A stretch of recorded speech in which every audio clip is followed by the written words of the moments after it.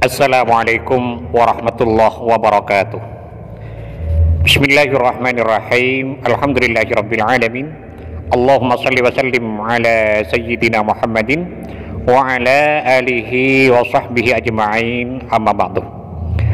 Sahabat Gema Nusantara dimanapun saja Anda semua berada, pertama marilah kita panjatkan puji syukur kehadirat Allah Subhanahu wa ta'ala, karena dengan rahmatnya kita diciptakan oleh Allah, dengan rahmatnya kita disehatkan oleh Allah, dengan rahmatnya hati kita digerakkan oleh Allah untuk bisa mengingatnya, dengan rahmatnya lidah kita digerakkan oleh Allah sehingga bisa menyebut asmanya, dengan rahmatnya insya Allah kita dijadikan oleh Allah sebagai orang yang husnul khatimah.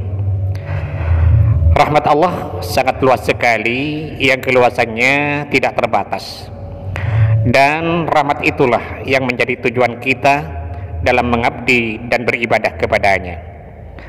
Sehebat apapun kita, sebanyak apapun ibadah kita, setinggi apapun derajat kita, tanpa adanya rahmat dari Allah, maka semua itu akan sia-sia. Dalam kitab Mi'atu Qissatin wa Qissatun fi Anisis Sholihin wa Samiril Muttaqin, Syekh Muhammad Amin Al-Jundi berkisah, Inna lillahi abdan min ibadih abadallaha khamsami'ati sanatin ala ra'si jabalin fil bahri. Dahulu kala hiduplah seorang hamba Allah yang ahli ibadah. Ia beribadah kepadanya selama 500 tahun di puncak gunung di tengah samudera. Jadi ada samudera yang sangat luas sekali, dan di tengah samudera itu ada sebuah gunung yang tinggi menjulang. Nah, di puncak gunung itulah ia beribadah kepada Allah selama 500 tahun lamanya. Walam ya'sillaha tarfata 'ainin, dan selama 500 tahun itu ia tidak bermaksiat kepada Allah sedikit pun. Hidupnya penuh dengan ibadah, penuh dengan taat, penuh dengan munajat, sehingga segala keperluan sehari-harinya seperti makan dan minum dipenuhi dan dijamin oleh Allah Subhanahu wa ta'ala.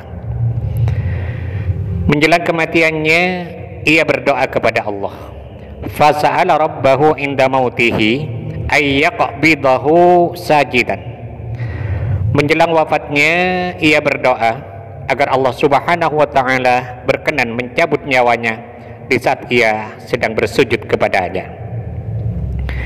Doa itu diijabah oleh Allah, dan saat ia sedang bermunajat dalam sujudnya, Israel datang mencabut nyawanya.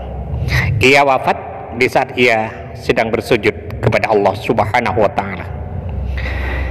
Karena tempat itu sangat terpencil dan jauh dari jangkauan manusia, maka tak seorang pun yang bisa sampai ke sana, sehingga posisi orang itu tetap bersujud dan tetap utuh sampai hari kiamat.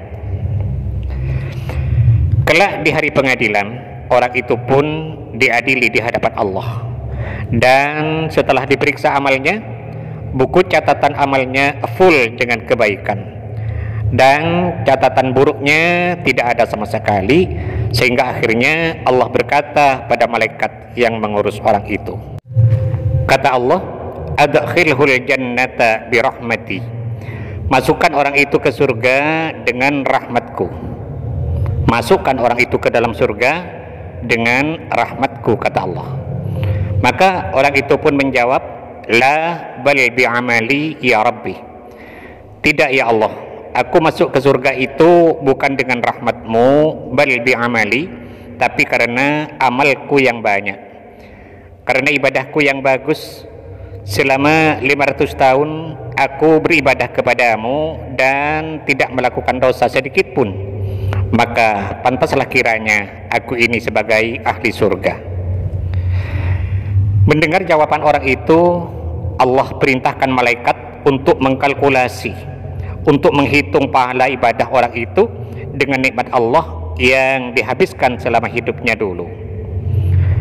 Dan malaikat pun mulai mengkalkulasi atau mulai menghitung antara nikmat Allah yang dihabiskan dengan pahala ibadah yang dikumpulkan.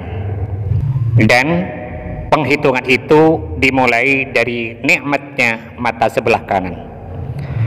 Ternyata amal ibadah yang dilakukan selama 500 tahun itu tidak cukup untuk melunasi nikmatnya mata sebelah kanan, belum nikmat-nikmat yang lain yang tak terbilang banyaknya. Akhirnya orang itu mempunyai hutang nikmat yang super banyak kepada Allah Subhanahu wa Ta'ala, sementara pahala yang dikumpulkan amat sangat jauh dari cukup untuk membayarnya. Karena ia tidak bisa membayar, maka Allah berkata pada malaikat yang mengurusnya, adkhilhun nar bi'amalihi, masukkan orang ini ke neraka dengan amalnya. Ia dimasukkan ke dalam surga dengan rahmatku tidak mau dan mengandalkan amal ibadahnya yang ternyata tidak cukup untuk melunasi nikmatnya mata sebelah saja. Akhirnya si ahli ibadah itu diseret ke neraka oleh malaikat. Di tengah perjalanan menuju neraka, orang itu menangis mohon ampun kepada Allah. Allahumma ghfirli dhunubi wa adkhilni aljannata birahmatika. Ya Allah, ampunilah dosa-dosaku, ampunilah kekurang ajaranku ini, wa adkhilni aljannata birahmatika, dan masukkan aku ke surga birahmatika dengan rahmatmu. Akhirnya Allah yang maha pengampun, yang maha pengasih lagi maha penyayang mengampuni orang tadi. Ia ditanya oleh Allah, hai manusia, siapa yang menciptakan kamu padahal kamu asalnya tidak ada? Maka orang itu menjawab, engkau ya Allah. Lalu orang itu ditanya lagi oleh Allah, siapa yang mencukupi kebutuhanmu padahal kamu dulu tidak punya apa-apa? Orang itu pun menjawab, engkau ya Allah. Ditanya lagi oleh Allah, siapa yang membuat kamu jadi ahli ibadah? Ia menjawab, engkau ya Allah. Maka akhirnya Allah berkata, hai manusia, kamu asalnya tidak ada, kemudian dengan rahmatku kamu aku ciptakan. Kamu asalnya tidak punya apa-apa, lalu dengan rahmatku kebutuhanmu aku cukupi. Kamu asalnya tidak mengenalku, dan dengan rahmatku engkau akhirnya mengenalku dan menjadi orang yang dekat denganku. Dengan rahmatku kamu bisa merasakan nikmatnya ibadah. Dengan rahmatku kamu akhirnya meninggal husnul khatimah. Dengan rahmatku aku ampuni kekeliruanmu, dan dengan rahmatku pula engkau aku masukkan ke dalam surgaku. Akhirnya orang itu pun dimasukkan ke dalam surga dengan rahmat Allah Subhanahu wa Ta'ala. Sahabat Gema Nusantara yang dirahmati Allah, kita semua adalah milik Allah. Jiwa dan raga kita semua adalah miliknya.